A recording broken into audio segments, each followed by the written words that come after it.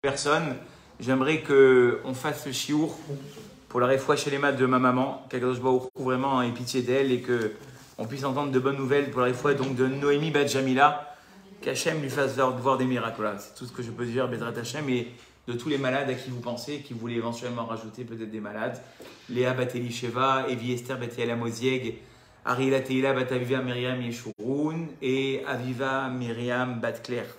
Bezrat Hachem, Besorot Tovot. Vous voulez rajouter d'autres noms?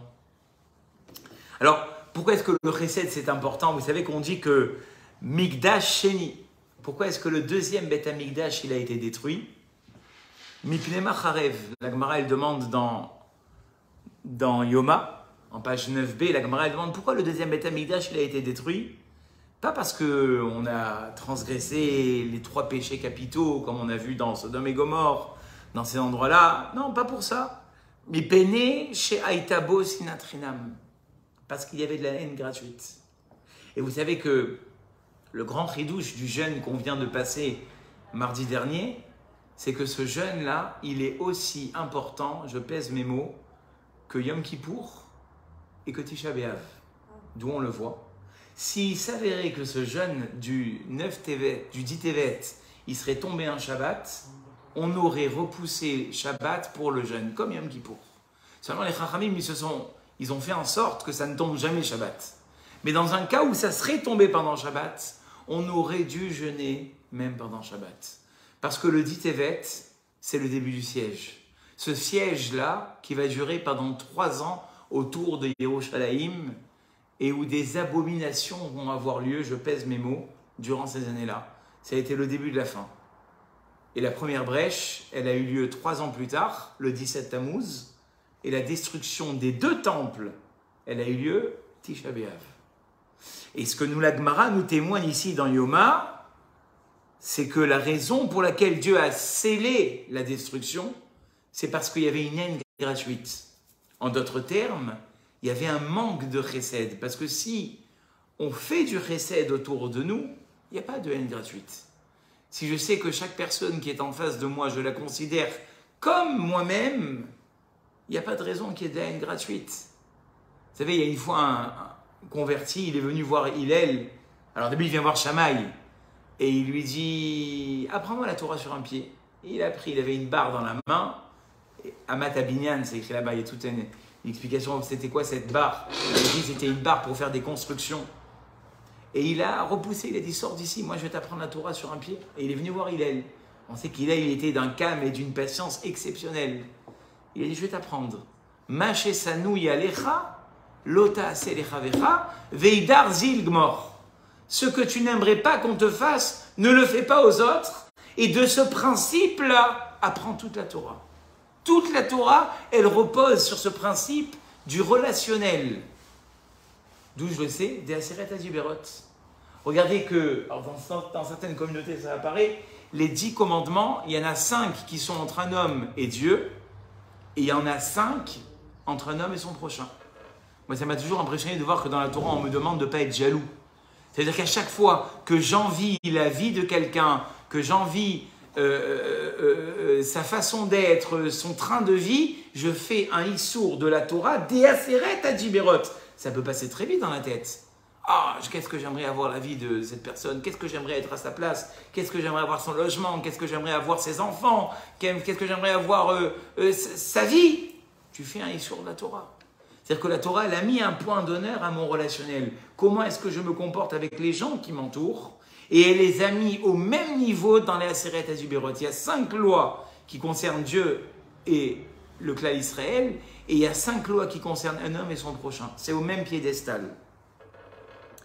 Et on voit que Chava, ça va jusqu'à là, puisqu'on commence de Bereshit toujours, elle, pourquoi est-ce qu'elle a voulu écouter le serpent et manger du fruit qui lui a été interdit? C'était justement pour construire des mondes. C'était ça son... Parce que nous, qu'est-ce qu'on voit très souvent? Ah, elle a croqué dans la pomme, hein. C'est pas beau de sa part. C'est pas simplement croquer dans la pomme. Le Rav Wolbe, il dit « Iratzta liot yotzeret olamot ». Elle voulait créer des mondes. Par l'intermédiaire de l'arbre de la connaissance, elle voulait atteindre des niveaux. Or, dit le Rav Wolbe, il n'y a pas besoin d'aller loin pour construire des mondes. La première chose que tu peux faire pour construire un monde, c'est faire du chesed autour de toi. C'est un verset méfourache. Olam chesed ibané. Qu'est-ce qui fait qu'on peut construire des mondes, qu'on peut produire des choses vis-à-vis d'Akadosh Baruch Hu? C'est le chesed. C'est la charité. Alors nous, on va croire la charité, c'est mettre une pièce à la tzedaka. C'est tout sauf ça, Rabotai. C'est aussi ça. Puisqu'on le dit, tzedaka, tatsil mimavet. Quand tu voyages, on te dit, prends une pièce avec toi. Quand tu arrives à destination, tu vas la mettre. Parce que la Gemara a dit, shluché mitzvah et nanizokim. Quelqu'un qui part pour faire une mitzvah, il n'est pas endommagé. Alors on te dit, prends une pièce avec toi. Comme ça, quand tu arrives à Dubaï, tu mets une pièce. Tu as fait le voyage jusqu'à Dubaï pour mettre une pièce au Bet Rabat qui est là-bas. Donc tu es shalach mitzvah, tu ne seras pas endommagé. Ça c'est le chesed, le béaba du chesed. Mais pour construire des mondes, c'est pas simplement mettre une pièce à la tzedaka. Faire du chesed, c'est par exemple remonter le moral à quelqu'un qui n'en a pas. Ça aussi c'est du chesed. Et d'où est-ce qu'on le voit? On peut savoir mettre la main au porte-monnaie, ok, ça je l'ai compris. Veha avet ta'avitenu. Et prêter, tu lui prêteras de l'argent. Mais je comprends pas, on parle de faire du chesed. Alors pourquoi est-ce que la Torah elle me dit tu fais un prêt? Un prêt c'est pas confortable pour une personne qui s'en sort pas. Si ça se trouve c'est un prêt revolving, donc tu vas l'enfoncer encore plus. C'est ça le chesed, prêter aux gens. Moi j'aurais dit patoar tiftach et yadecha, ouvrir tu ouvriras ta main, naton titenlo. Comme la Torah a l'habitude de s'exprimer, donnera tu lui donneras, non, c'est écrit tu lui prêteras. Marsero, son manque. Asher et Ersarlo qui lui manquera. Et là, on ne comprend pas. Si on parle de faire du chesed, moi j'aurais été David, d'aller dans sa boîte aux lettres, de lui glisser une enveloppe et avec laquelle il va pouvoir vivre tout le mois. Ça, c'est le vrai chesed. Or, Rachid nous dit, je vais t'expliquer pourquoi la Torah a dit ça. Im lo ratza bematana. S'il ne veut pas accepter de cadeau, tenlo be'alva. Fais-lui un prêt. Donne-lui la possibilité de croire qu'il va être capable de rendre. C'est ça le vrai chesed. Le vrai chesed, c'est pouvoir donner aux gens qui m'entourent le sentiment qu'ils vont être capables de rendre. C'est ça le vrai chesed. Redonner la dignité. Le premier paramètre du chesed de la tzedaka, c'est pas uniquement de donner de l'argent, elle nous dit la Torah, mais surtout redonner l'honneur à celui qui l'a perdu. C'est ça le chesed. Et d'ailleurs, Rashi, il continue et il nous dit, alors je vais vous l'actualiser en 2023, puisqu'on a passé d'années. Asher Yersarlo, je vous la fais en actuel, qui lui manquera, à Filoussous Lirvavalav. S'il roulait dans une Maserati, Ve'eved la route Lefanav, et qu'il avait des intendants à la maison, arrange-toi pour que la Maserati, les intendants et tout ce qu'il avait avec, ça revienne à la maison. Vous croyez que j'exagère? À l'époque, c'était sous l'Irkov Alav. Il avait un cheval, tu lui en redonnes un autre. Ve'eved la route Lefanav. Et qu'il ait des gens qui le servent. Tu vois, attendez, le chesed, c'est les paniers du Shabbat. C'est la possibilité qu'il puisse manger à la maison. Non, non, non. Si cette personne-là, elle avait un standing de haut niveau, tu lui romps son standing. Et je vais vous dire la vérité, pour avoir aidé des gens qui étaient dans la difficulté, vous le voyez. Quand des fois vous venez et que vous essayez de leur glisser une enveloppe, et puis vous revenez quelques temps après, mais tu en as fait quoi? Je ne sais pas. Pourquoi il ne sait pas te dire? Parce qu'en fait, il dépense comme il dépensait avant. Il n'est pas capable de pouvoir mettre un trait sur la dignité qu'il a perdue. Et ça, c'est le vrai chesed. Alors évidemment qu'il est difficile de pouvoir secourir quelqu'un à hauteur et à niveau de ce qu'il avait. Mais au moins, d'accord, d'essayer de comprendre le manque qu'il a. Pas le manque que tu crois. Parce que comment on fait du chesed, nous? On fait du chesed selon ce que bon nous semble. On se dit, ben tiens, si je vais lui amener ça, ça va lui faire plaisir. Si je lui fais ça, il sera content. Si je lui apporte ce soutien, si je lui apporte ce soutien-là, elle sera contente. Mais ce n'est pas forcément ce qu'elle a besoin. Sauf que nous, très souvent, et c'est peut-être une des erreurs qu'on fait dans le chesed, c'est qu'on traduit les besoins des gens qui nous font face par la façon dont nous, on voit les choses. Pourquoi? Parce que très souvent, on est nous-mêmes plongés dans nos besoins. Très souvent, le besoin d'autrui, il passe au second degré, voire même plus que le second degré, parce qu'on est trop occupé à s'occuper de nos problèmes. Et donc finalement, quand on a déjà ce regard, on se donne la force d'avoir ce regard sur les autres, on ne l'a peut-être pas de la façon dont on devrait l'avoir.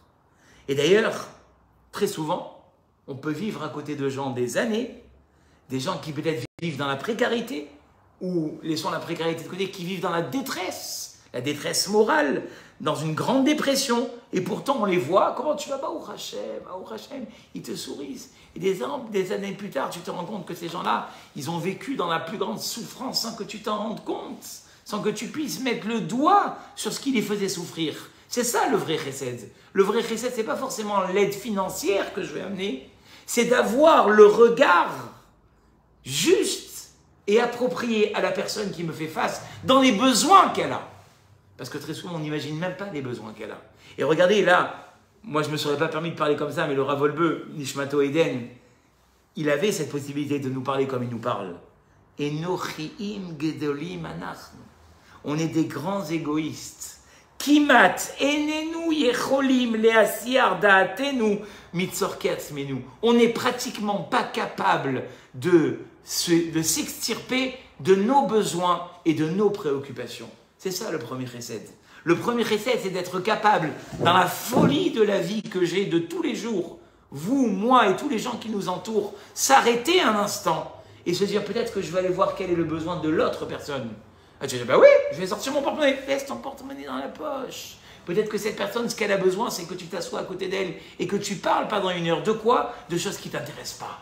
Mais j'ai pas le temps, et puis elle me saoule. C'est ça son besoin à elle. Son besoin à elle, c'est pas forcément un besoin financier, c'est le besoin d'avoir quelqu'un qui l'écoute dans les problèmes et dans les envies qu'elle a envie de te parler. C'est ça le vrai chesed. Et là, on arrive peut-être à la deuxième facette. Après avoir été prêt à faire du chesed, on est prêt maintenant. Ça, on est prêt. On va donner de notre temps. Comme on a dit tout à l'heure, est-ce qu'on est véritablement capable de voir le besoin des autres?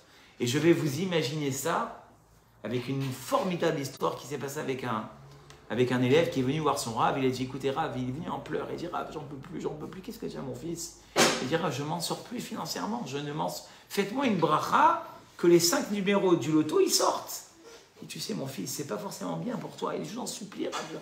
Tu sais, un jour, peut-être que tu regretteras que je te donnerai. Moi, regretter, mais vous savez comment les gens, ils sont pleins de bonnes intentions. Mais si demain, j'ai ce qu'il me faut, mais vous ne savez pas ce que je ferai avec ça. Et vous avez... Il a béni. Il a dit, ok, je te bénis, mon fils. Il a béni.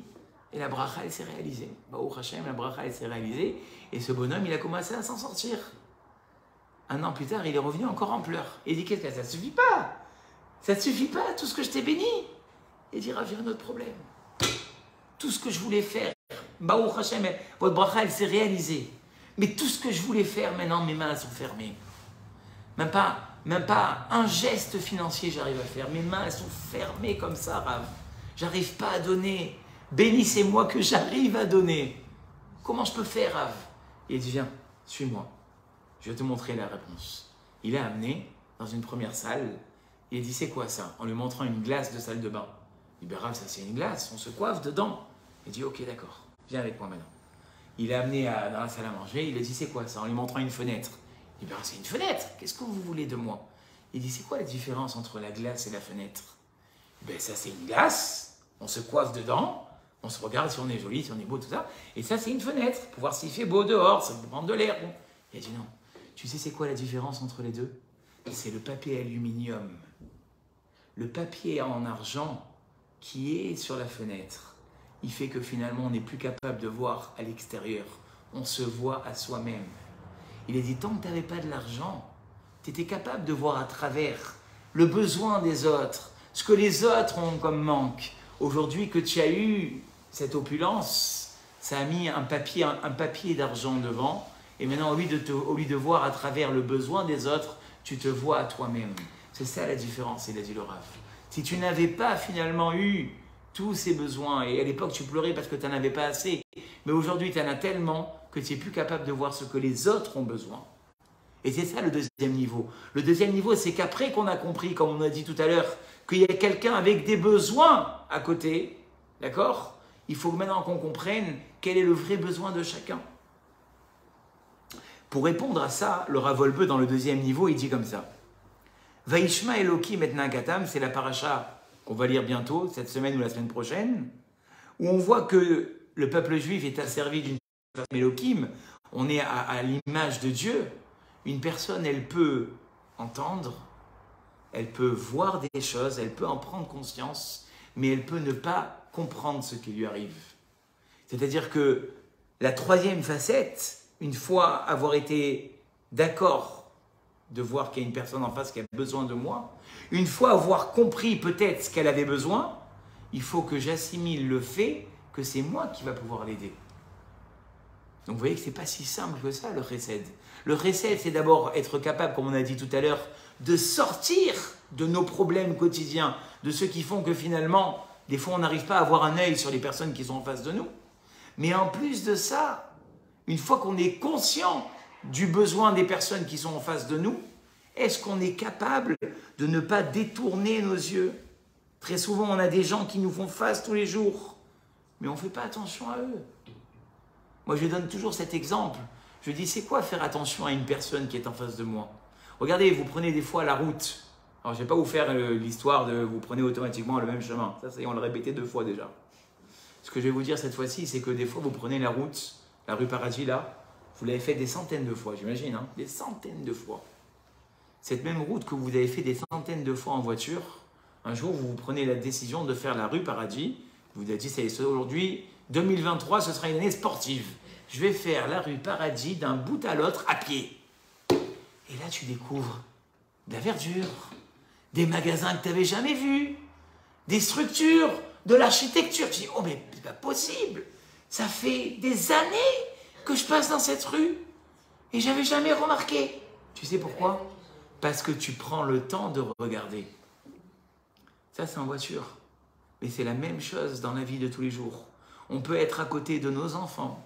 On peut être à côté de gens qu'on connaît. On peut les fréquenter, mais on ne prend pas le temps. C'est ça que Dieu a fait ici. Nathan lève vélo et Elim Enav. Il a mis son cœur, c'est-à-dire qu'il s'est attardé à voir le besoin. Parce que nous, dire qu'on s'occupe de nos enfants, oui, on s'occupe d'eux, on leur donne à manger, on s'occupe de leur hygiène, on fait attention qu'ils dorment à l'heure. Mais est-ce qu'on sait c'est quoi leurs vrais besoins? Ça, c'est les besoins élémentaires de la voiture, quand on roule en voiture. Mais après, peut-être que cet enfant-là, il a un besoin d'attention que l'autre n'a pas. Peut-être que cet enfant, il a besoin de parler de choses que notre enfant n'a pas besoin de parler. Peut-être que cet enfant, il a besoin qu'on le regarde de telle et telle manière. Peut-être que cette personne, on a parlé des enfants, mais on peut parler aussi des gens. Les gens, on peut vivre avec eux pendant très longtemps, mais on peut ne pas se rendre compte des besoins de chacun. Et ça, c'est ça le vrai chesed. Alors, comment on arrive à cette attention? Le Rav Wolbe, il ne nous a pas laissé orphelins au niveau des réponses par rapport à ça aussi. Il dit, le Rav, la première chose qu'on doit faire avec nos enfants, et même avec les gens qui nous entourent, mais comme on dit souvent, le vrai chesed, on pense que c'est à l'extérieur, mais le vrai chesed, c'est à la maison. Hein, mais ça, c'est pas aussi facile. Pourquoi c'est pas aussi facile? Ben parce qu'on ne va pas avoir forcément de retour. Que tu t'occupes de ton mari ou de tes enfants, c'est normal. Et pourtant, c'est du chesed. Le premier chesed qu'on peut faire, c'est avec les gens qui sont dans notre maison. Comment il dit le Rav? Apprendre à écouter les gens jusqu'au bout. Il dit le Rav, très très souvent, on est en face de quelqu'un, mais on ne le laisse pas s'exprimer. La première possibilité de faire exister quelqu'un, c'est en l'écoutant. Ça paraît fou, hein? Bah, l'écouter, ben ça va, l'écouter. Je l'écoute. Non, mais tu l'écoutes ou tu l'écoutes. Il y a 2 façons d'écouter. Il y a écouter quelqu'un, mais ça rentre d'une oreille, ça sort d'une autre. Et il y a écouter quelqu'un, c'est lire à travers les lignes de ce qu'il te dit son besoin. Ça, c'est le vrai chesed. Parce que des fois, les gens, ils ont du mal à s'exposer, même avec les gens de la famille. Et c'est qu'en les laissant parler jusqu'au bout, il dit le Rav, quand j'apprends à écouter quelqu'un jusqu'au bout, je fais un vrai chesed. Et il dit le Rav, tu veux savoir si tu es capable d'écouter quelqu'un jusqu'au bout? Il dit le Rav, comment avoir cette approche? Il dit, oh, demande-toi si tu écoutes tout le monde de la même façon. Et il dit le Rav, si dans la journée, c'est assez intéressant, j'ai reçu 3 personnes de la même façon, c'est que je suis un égoïste.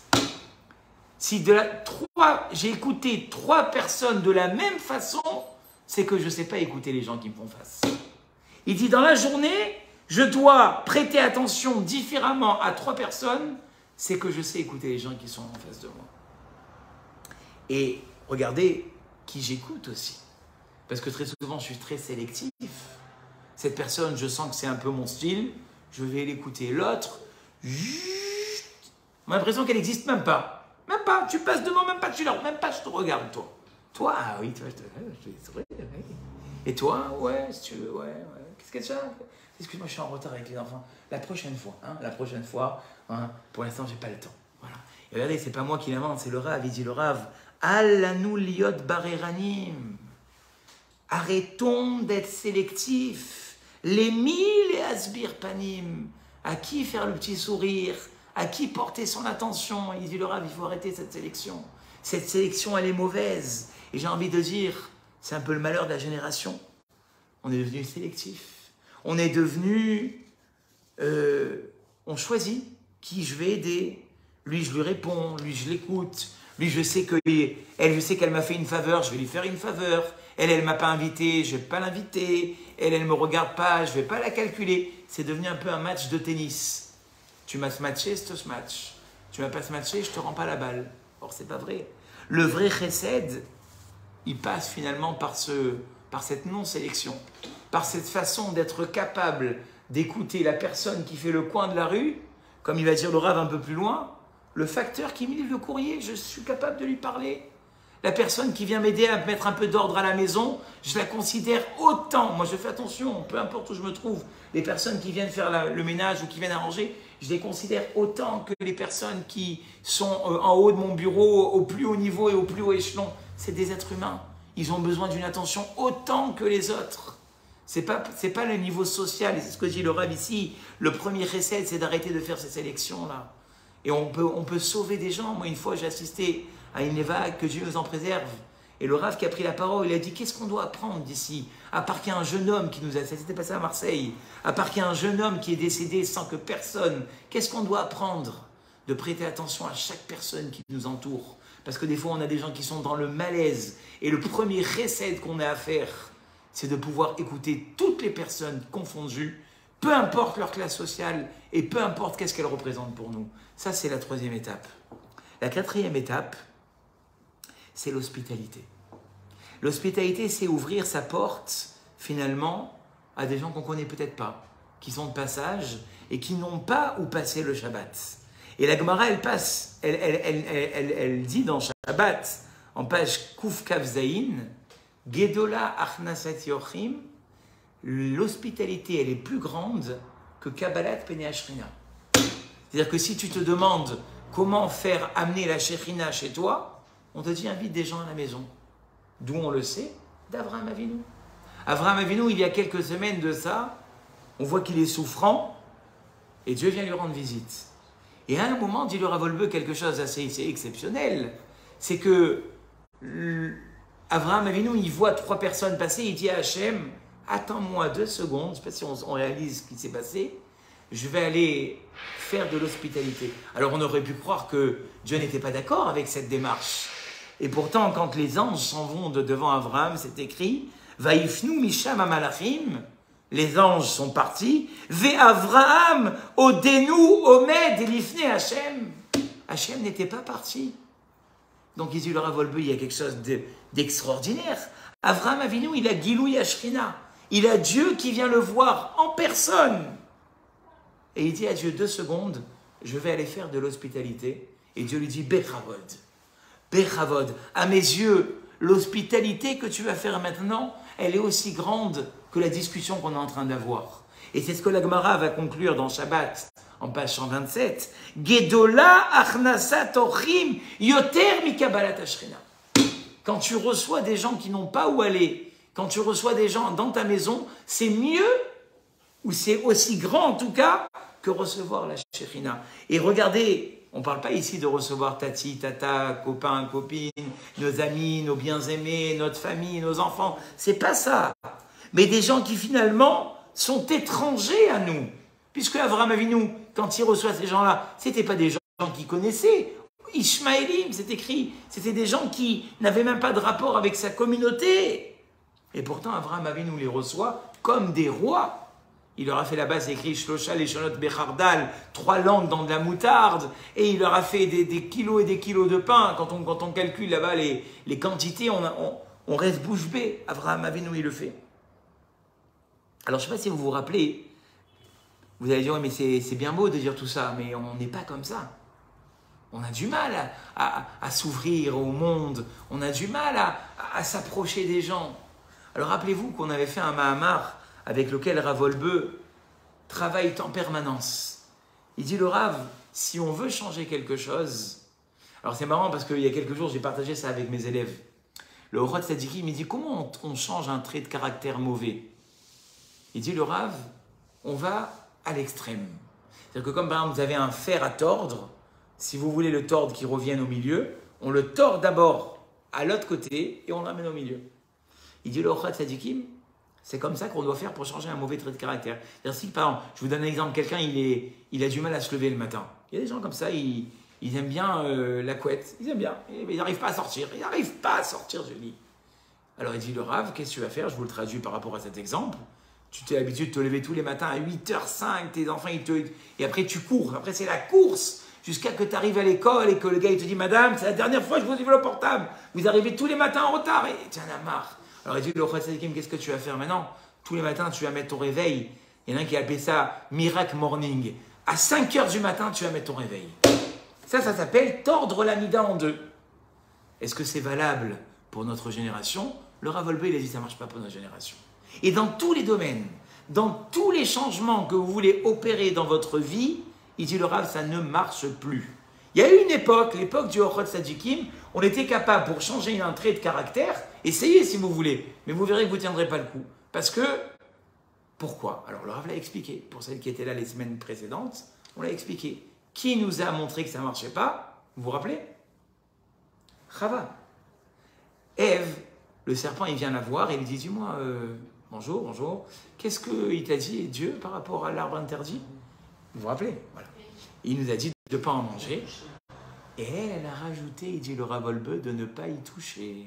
Qu'est-ce qu'il a fait le serpent? Paf! Il a poussé, il a dit, tu vois, t'as touché l'arbre, il t'est rien arrivé.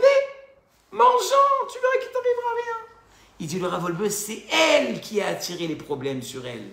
En s'imposant des choses qui n'étaient pas à son niveau, vous vous en rappelez maintenant, en s'imposant des choses qui n'étaient pas à son niveau, elle a attiré la foudre sur elle. Il dit le Rav, vous croyez que c'est que Chava? On est tous comme ça. Depuis la faute de Adam Arishon, on a enfoui en nous la rébellion. On est des rebelles. C'est pas que pour les ados, la rébellion. Même pour nous, on est tous des rebelles. C'est comme ça. Alors si on est des rebelles, il dit le Rav, à chaque fois que tu vas vouloir changer quelque chose dans ta vie, le Yetzer Hara, il va t'envoyer contre le mur. C'est comme ça. Comment on fait pour faire comme la guerre de Kippour? Passer en dessous les radars, comme tous les avions qui sont... C'est ça la guerre de Kippour, ils sont passés tous en dessous les radars. Comment on fait? Il dit le Rav, et ça c'est dans toutes les réussites que vous voulez atteindre dans votre vie, opérer des petits changements. Vous découpez la mission en petits... Dans l'exemple de se lever, parce que c'est un exemple que je sais que vous n'êtes pas comme ça, vous levez très tôt le matin, donc c'est un bon exemple. Dans l'exemple de vous n'allez pas vous mettre le réveil à 5h du matin, vous allez le mettre à 7h moins le quart. Ça, c'est déjà plus agréable. 7h15, pas 8h. Vous allez commencer par un petit quart d'heure. Et une fois que ce petit quart d'heure, vous l'aurez atteint, alors vous ferez encore... C'est comme quelqu'un, il m'a dit, voilà, moi je viens de perdre ma mère. Qu'est-ce que vous conseillez, Rav? De venir tous les jours à la Gemara, de mettre le Tzitzit, de mettre le Taït Katan? Je lui ai dit, tu viens le vendredi soir, une fois par semaine faire Kaddish. C'est tout? Ouais, c'est tout. Déjà, tiens sur ça. Je vous ai raconté l'histoire de la cigarette, vous la connaissez, ça y est, hein? D'accord? Bon. Ça montre que quoi? Que les petits changements, ils ne réveillent pas la rébellion. Et bien dans le Chesed, il dit le Rav, c'est la même chose. Tu ne vas pas commencer par ouvrir un restaurant à la maison le vendredi soir pour tout le monde. Et tu vas prendre tous les gens de chez Rabbi David Pinto. Allez, vous rentrez à la maison, il y a de la place. On a 60 places pour ce soir et 80 pour demain. Allez, tout le monde à la maison. Ça ne marchera pas. Au bout d'une semaine, tu vas craquer. Même pas ton mari, tu vas laisser rentrer à la maison. Tellement tu ne voudras plus voir personne. Ça ne marchera pas. Bon. Mais par contre, il dit le Rav, hein? C'est ce qui se passe chaque semaine? Non. Ah bon, Bezrat Hashem, ça va se passer. Alors qu'est-ce qu'il dit le Rav? Il dit, tu vas commencer, tu es dans un magasin. Tu vois la femme, ça fait 10 fois qu'elle fait le tour du magasin pour chercher le couscous graine fine. Toi, tu sais où il est. Mais tu dis, je ne la connais pas, qu'est-ce que je vais m'aimer? Elle n'a qu'à chercher. Non. Le premier recette que tu peux faire, madame, vous cherchez le couscous. Vous êtes du magasin? Non. Je ne suis pas du magasin. Mais voilà, vous êtes 3e étagère, 2e lieu, deuxième rayon, en haut à gauche. Mais vous n'êtes pas du magasin, non, non. Je vois que vous cherchez. Voilà, ça c'est un petit chesed. Ça t'a pas révélé de la rébellion, mais ça t'a appris à pouvoir aider l'autre sans que ça te fasse mal. Ou bien, quelqu'un il galère, il n'arrive pas à monter un meuble. Toi, tu arrives à faire monter des meubles. Parce qu'en fois, il y a un cours, on m'a dit quoi? Vous dites que c'est que les hommes qui montent les meubles, vous êtes misogyne. Eh bien, les dames, elles montent les meubles, il n'y a pas de problème. Elle est en galère, elle n'arrive pas à monter son meuble. Tu vas l'aider à monter le meuble. C'est après, il me dit sur les coups, vous êtes misogyne, il n'y a que les garçons. Et quand vous parlez pour les femmes, vous dites ils font des gâteaux, ils n'arrivent pas à faire Moi, j'ai dit, vous pouvez faire les gâteaux, les hommes, ils font des gâteaux, il n'y a pas de problème. Alors, elle n'arrive pas à monter le meuble, ta copine, elle n'arrive pas à trouver les pièces qu'il lui faut. Tu vas aller l'aider. Ouais, des petites choses comme ça. C'est la fin de l'année. Et tu sais qu'elle galère pour la fiscalité. Toi, tu as des tuyaux. Tu vas l'aider. Tu vas passer une demi-heure, une après-midi. Ça, c'est des petits chesed. C'est des petites actions. Ce que le Rav appelle un peu plus haut, Maasim Ktanim. C'est des petites actions qui vont réveiller chez toi l'envie de s'intéresser aux autres. Et ça, c'est formidable. Parce que petit à petit, on t'a pas demandé de devenir bénévole pour une œuvre caritative. Tu n'arriveras pas à être bénévole. Tu peux pas. Mais ces petites actions-là, elles vont opérer le changement. Ça, c'est le niveau. Maintenant, le niveau suivant, c'est de pouvoir déceler, comme on a dit tout à l'heure, le besoin moral, financier et social, même quand on ne me le dit pas. Parce que je vous ai dit, des fois, vous pouvez, même à l'intérieur de la maison, moi, des fois, comme une fois, ça m'arrivait de parler avec des parents, ils m'ont dit, mais Rav, moi, vous m'avez mis le point sur un problème chez mon enfant que jamais j'aurais imaginé, parce qu'il ne parle pas. Mais moi, je le vois, l'enfant. Je le vois souffrir à table. Je le vois souffrir avec ses enfants en récréation. Je vois qu'il y a un problème. Mais des fois, nous, on a les yeux que les parents n'ont pas parce qu'on vit trop ensemble et on n'arrive plus à s'interroger. Donc, dit le Rav, des fois, la première chose qu'on doit se demander, c'est est-ce que je connais vraiment les besoins de la personne qui me font face? C'est comme une fois, j'ai dit à quelqu'un, à un mari, j'ai dit, mais pourquoi tu ne sors pas avec ta femme au restaurant? Il me dit, ben, l'entrecôte, elle est bien meilleure chez moi à la maison. Mais j'ai dit, mais tu crois que je te parle de manger des entrecôtes? Moi, je te parle du besoin qu'elle a, ton épouse, d'être avec toi un moment seul, tranquillement, en tête à tête, et que vous parliez d'autre chose que de ce qui se passe à la maison. C'est ça le vrai besoin. Sauf que nous, des fois, on n'a pas les yeux. On n'a pas les yeux sur les besoins que la personne qui est en face de nous, elle a. Donc, il dit le Rav, le niveau suivant dans ce qu'on est en train de dire maintenant, dans le chesed, c'est de comprendre le besoin de la personne qui me fait face. Pas selon ce que je pense, moi, qui lui ferait plaisir. Bon, je vais te faire une journée de paddle. Mais c'est pas le paddle que j'ai envie, moi. Moi, c'est une journée où on va être ensemble et on va pouvoir partager ensemble ce qu'on n'arrive pas à partager depuis 10 ans qu'on est mariés ensemble. C'est-à-dire sortir ensemble et s'exprimer chacun sur les sentiments qu'on a. On n'a plus le temps de parler ensemble. C'est ça que je veux. Je m'en fous du paddle, moi. Moi, ce que je veux, c'est qu'on soit ensemble et qu'on parle. Ça, c'est comprendre le besoin que la personne qui est en face de moi, eh bien, elle a. Et c'est comme, vous savez, dans le milieu médical, il y a des fois des gens, ils souffrent dans le silence pendant des années parce qu'ils ont honte de se faire soigner. Ça s'appelle la dignité. Et ça veut dire que des fois, il y a des gens, de par la dignité qu'ils ont, ils n'arrivent pas à exprimer leurs besoins. Et si nous, on n'a pas les yeux, eh bien, on n'arrive pas. Comme le Rav ramène l'histoire ici, en page Resh Dalet, il dit qu'une fois, il y avait un ami, une personne qui avait un ami, elle n'était pas capable de recevoir de l'argent. À chaque fois qu'on essayait de l'insinuer une aide financière, il se rétractait. Il disait, non, moi j'ai tous les besoins qu'il y a, j'ai pas besoin de ton argent. Qu'est-ce qu'il a fait l'autre? Il a été haram. Un jour, il dit, j'ai une histoire à te raconter. J'ai quelqu'un de ma famille que je ne connaissais pas. Il va me faire hériter d'une somme folle que jamais j'aurais imaginé avoir. Et je me demande ce que je vais pouvoir bien faire avec cet argent. Tu as une idée, toi, ce que je pourrais en faire? J'ai peut-être même envie d'en donner à une œuvre caritative. Est-ce que tu connais des gens qui seraient dans le besoin? Il lui dit, mais tu es sûr que tu n'en as pas besoin? Est-ce que toi, par exemple, tu pourrais me faire un prêt sur 10 ans, sur une partie de cet argent? Il dit, mais bien sûr, je ne sais pas quoi en faire de cet argent. Je te la prête et prends le temps qu'il faudra. Ben, il a accepté. Il a dit, le Rav, imaginez-vous que cette personne-là, ça faisait des années qu'il essayait de l'aider, mais qu'il n'arrivait pas parce que la personne, c'est ce qu'on a dit tout à l'heure, imlorotse bematana, s'il ne veut pas en cadeau, tenlo bealva, fais-lui sentir qu'il sera capable de rendre. C'est ce qui s'est passé avec cette personne. Tant qu'il lui proposait de l'aider financièrement, il n'acceptait pas. Le jour où il lui a fait croire que cet argent, elle venait d'un héritage et que lui, il ne savait pas quoi en faire et qu'il pensait de toute façon la placer, alors là, il a accepté de la prendre. Comment? En pensant à la rendre en prêt. Et là, donc là, qu'est-ce qu'il dit le Rav? C'est le meilleur exemple de cette preuve. Il dit le Rav, un homme, il doit apprendre, d'accord, à comprendre le besoin des autres, d'accord, sans que des fois, la personne elle nous le dise. Et ça, c'est l'ultime recède. L'ultime recède, c'est finalement quand je sais quoi faire et je comprends le besoin de l'autre sans qu'il ait à me le dire. Donc, il dit le Rav, en fait, c'est hyper compliqué. C'est-à-dire qu'il va nous falloir peut-être des années pour comprendre que les personnes qui sont avec moi, qu'est-ce qu'elles ont besoin, d'accord? Et en plus de ça, une fois que j'ai compris qu'est-ce qu'elles ont besoin, comment leur faire comprendre que cette aide que je leur donne, elle n'est pas là pour leur faire honte, mais elle est là pour les soutenir. Il y a encore un autre niveau dans le chesed, l'œil que j'ai sur les gens. Vous savez, on est très critique, surtout quand on a des enfants, surtout quand on vit en société. On a vite fait de juger les gens. Et très souvent, on voit quelque chose, on dit ah, c'est sûr qu'elle m'a fait un sale coup, j'en suis certain.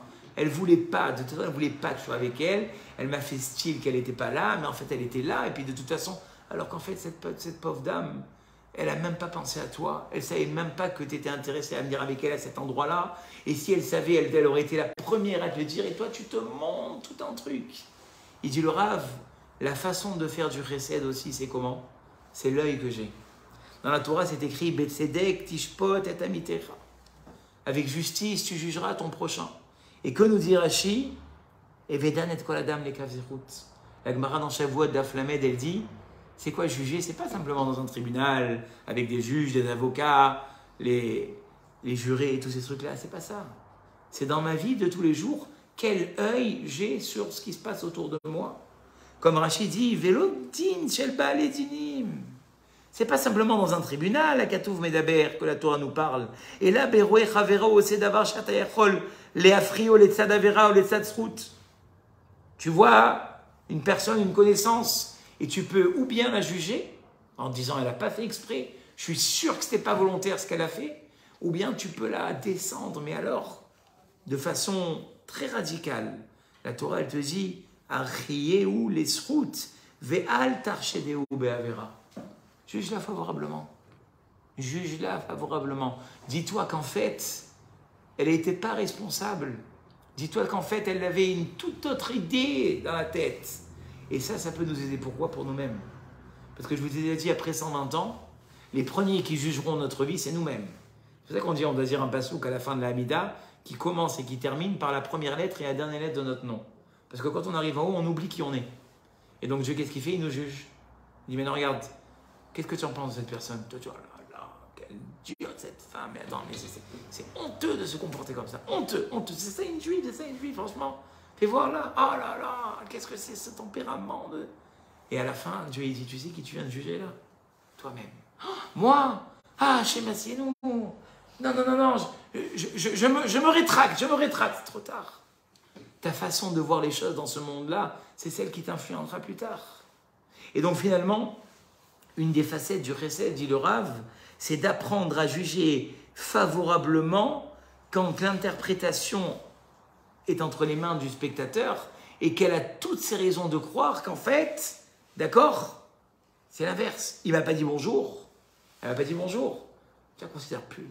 Même pas je la regarde, Qu'est-ce que c'est ça? Dans la soirée, devant tout le monde, même pas un clin d'œil, rien. Même pas un regard, même pas. Qu'elle se fait voir. Tu sais ce qu'elle a vécu dans la journée? Peut-être qu'on lui a annoncé que sa mère elle était malade, qu'elle avait une grave maladie. Peut-être qu'elle a des enfants qui échouent à l'école et qu'elle sort d'une réunion scolaire et qu'on lui a dit des choses pas possibles et qu'elle a même pas la tête, même pas. Elle te voit, mais en fait, à travers toi, elle pense à sa fille. Ma fille, mais moi, je suis pas sa fille, moi. Ouais, mais elle est pas là. Elle est pas là. Il y a des gens qui des fois sont dans des endroits, mais ils sont pas là. Ils sont là physiquement, mais moralement, ils sont à 1500 km de l'autre côté de la mer. Mais quoi, mais je suis devant elle, elle me voit pas. Non, elle est préoccupée. Elle est préoccupée. D'accord? Et ça, malheureusement, on a du mal. Et le Rav Dov Yafé, il a dit, regardez, à quoi ça ressemble quelqu'un qui finalement n'arrive pas à juger son prochain? Je veux dire, des fois, vous êtes dans la maison, d'accord? Et vous cherchez la clé USB.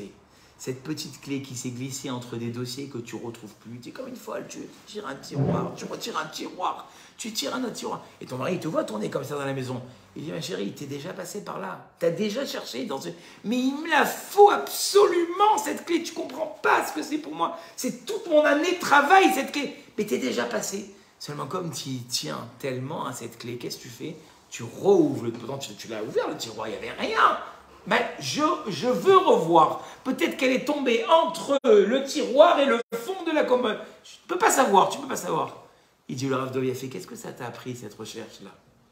Que quand tu tiens à quelque chose, tu vas encore et encore et encore chercher. C'est ce qu'il dit le Rav Dov Yafé. Le degré de la façon dont tu juges les gens qui te font face, c'est le degré d'estime que tu as pour eux.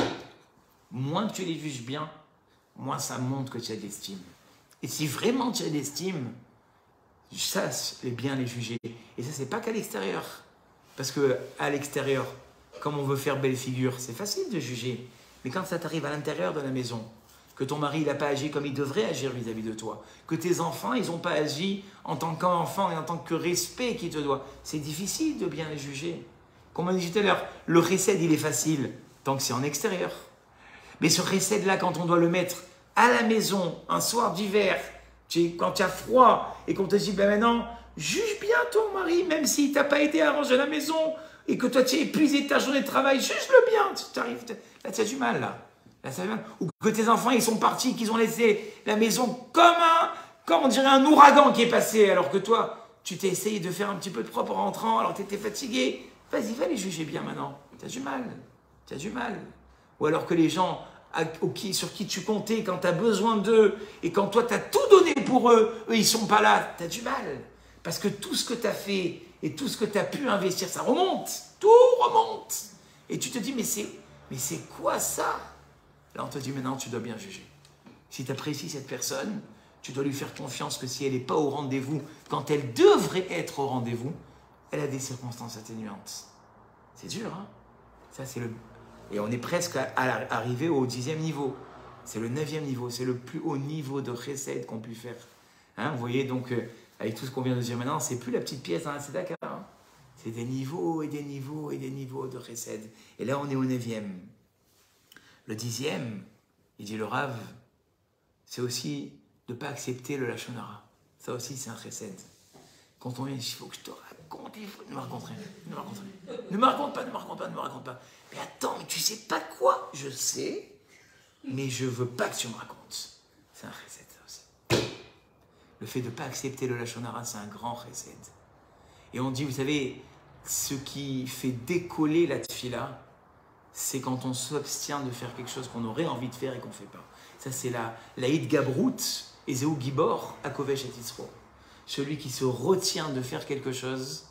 Et des fois, il y a des choses que vous vous retenez de faire, il n'y a que vous et Dieu qui savez. Même votre mari, même vos enfants, ils ne savent pas. À ce moment-là, tu dis, mon Dieu, voilà, il n'y a que toi qui sais ce que je viens de faire maintenant. Par ce mérite, ça et ça. C'est la plus belle tfila qui existe au monde, les Rachamim disent. Au moment de la retenue, il y a une force énorme. Et à ce moment-là, cette impasse que tu as, cette fenêtre que tu as ouverte, d'accord, elle monte aussi fort que les Dmaot. Vous savez, c'est écrit que Erev Shabbat, oui, il y a une mitzvah de s'activer pour Shabbat. C'est-à-dire que chacun, c'est pas vous qui me faites face ici à qui je vais le dire, mais bon, en tout cas, tout ce que vous faites pour Shabbat, le Rav Yitzhak Yosef, il dit que c'est comme les Dmaot. La zéa, la fatigue et les efforts et la transpiration qu'on fait pour Shabbat, c'est comme les Dmaot. Vous savez ce que c'est les Dmaot? C'est écrit que depuis qu'on a commencé par le Beth Amikdash, on terminera par le Beth Amikdash puisqu'on est dans le mois de Tevet. C'est écrit que depuis que le Beth Amikdash a été détruit, d'accord, aucune tfila monte. Romad Barzel, Mafsika Ben Israël, Akadosh Baruch Hu, un truc comme ça. Mais c'est sûr que c'est dans cette idée-là. Depuis que le Beth Amikdash a été détruit, il y a une muraille de fer qui sépare le peuple juif d'Akadosh Baruch Hu. C'est comme ça. Rout, la Gemara elle dit, Bisharet Maot. Quand tu pries en pleurant, ça revient jamais vide. Jamais. Et on va faire semblant de pleurer. Ben je serai... vous serez étonné d'entendre que même en faisant semblant, je l'avais vu écrit à propos de Rosh Hashanah et Kippour, même le fait de faire couler des larmes, même en se forçant un peu, ça aussi, ça a une ouverture. Qu'est-ce que tu vas dire de la prière sincère que tu fais et que les larmes, elles te viennent toutes seules? Ça ouvre des portes inimaginables. Eh bien, les efforts qu'on fait, dit le Rav Yitzhak Yosef, pour faire rentrer Shabbat, pour honorer Shabbat, ça aussi, c'est comme les Maot. Alors maintenant, on revient à ce que j'ai dit. Quelqu'un qui fait l'effort, parce que c'est croustillant des fois d'entendre du Lachon Hara. C'est agréable autour d'un café, autour d'un resto, comme ça, de se lancer comme ça, des histoires toutes fraîches. Ça fait plaisir. Je me retiens. Ça a une force énorme. Et il dit le Rav, ça fait partie du chesed, d'accord, extrême. Et enfin, l'apothéose, je l'ai gardé pour la fin, c'est avec Moshe et Aaron. On va le voir dans cette semaine-là. Moshe, vous savez, je vais vous faire révision des classiques que vous connaissez. Dieu lui a dit, tu as été capable de te soucier de la brebis qui s'était sauvée. Je vois en toi le libérateur du clan Israël. Et il lui a dit, mais mi anochi, qui suis-je qui est l'air et d'Aber el Paro pour aller parler à Paro? Va voir d'autres gens. Moi, je ne suis pas capable. Et Dieu lui dit, oui, c'est toi, c'est toi. Maintenant, Moshe Rabbeinu, il bégayait. Vous savez pourquoi il bégayait? Parce que les conseillers de Paro, depuis son jeune âge, regardez comment Dieu s'est foutu de Paro. Paro, il a dit, qu'est-ce que tu fais? Tu crois que tu vas tuer le libérateur du peuple juif? Non seulement il va vivre, mais il va grandir chez toi. C'est ce qui s'est passé. Maintenant, les conseillers, ils se sont rendus compte. Ils ont vu en Moshe Rabbeinu. C'est écrit que Nitmale Abaïd Kuloora. Il était rempli de lumière. Donc, ils ont vu que Moshe Rabbeinu était préposé à la libération du clan Israël. Donc, qu'est-ce qu'ils ont dit? On dit, méfie-toi de lui. Fais un test. Mets 2 plateaux. Un plateau avec de l'argent, un plateau avec des braises. S'il met les mains sur l'argent, c'est qu'il veut te détrôner. Et effectivement, Moshe Rabbeinu, enfant, a voulu partir, mettre ses mains sur l'argent. Le malach, il est venu, il a poussé sa main, il a mis les mains sur la braise. Maintenant, quand un enfant il se brûle, qu'est-ce qu'il fait? Il met les mains à la bouche et il s'est détruit une partie de la langue, ce qui fait qu'il bégayait. Alors maintenant, lui, il balise. Il me dit, tu me dis d'aller parler à Paro, mais je sais. Kevad P, Arel Sefataim, j'ai la bouche fermée, je ne peux pas aller parler à Paro. Il dit, ne t'inquiète pas. Et voilà la phrase qu'il lui dit. Aaron achicha, ton frère, verra, il te verra, vesamach belibo, et il se réjouira de te voir et de t'aider. Rachid dit, c'est quoi cette histoire? Ben évidemment, quand 2 frères ils se voient et qu'ils ne se sont pas vus depuis longtemps, ben ils sont contents de se voir. Rachid nous donne l'information sur place. Lo kemo she'ata choshev she'ouye mekane becha. C'est pas comme tu crois qu'il va t'en vouloir she'ata olé ligdoula, que maintenant tu vas être plus important que lui, puisque tu t'apprêtes à être le libérateur. Aaron te verra et sera content de te voir t'élever plus haut que lui. Il dit le Rav Wolbe, c'est l'apothéose du chesed. Si on arrive un jour dans notre vie à être heureux pour la réussite des autres, on est arrivé au niveau ultime du chesed. Si un jour dans ta vie, on te raconte qu'il y a des gens qui ont réussi plus que toi, et qu'au fond de toi, pas juste des paroles, parce que des paroles, comme il a dit, les paroles, c'est des paroles, mais ça ne veut pas dire que tu es heureux. Pas ouais, oh Hachem, dans ton cœur, tu dis, moi, pourquoi pas lui, moi. Non, ça, c'est pas de la vraie joie. La vraie joie, c'est qu'au fond de toi, à l'intérieur de toi, si tu apprends la réussite de quelqu'un d'autre et que tu te réjouis pour sa réussite, tu peux te dire que tu es arrivé au niveau ultime du chesed, c'est-à-dire te réjouir de la réussite des autres, même quand finalement toi-même, tu n'es pas arrivé à cette réussite. On va commencer par la petite pièce à la tzedaka, et puis on continuera vers les autres niveaux, Bezrat Hashem. C'est ce qu'on se souhaite. Merci pour votre écoute, Bezrat Hashem.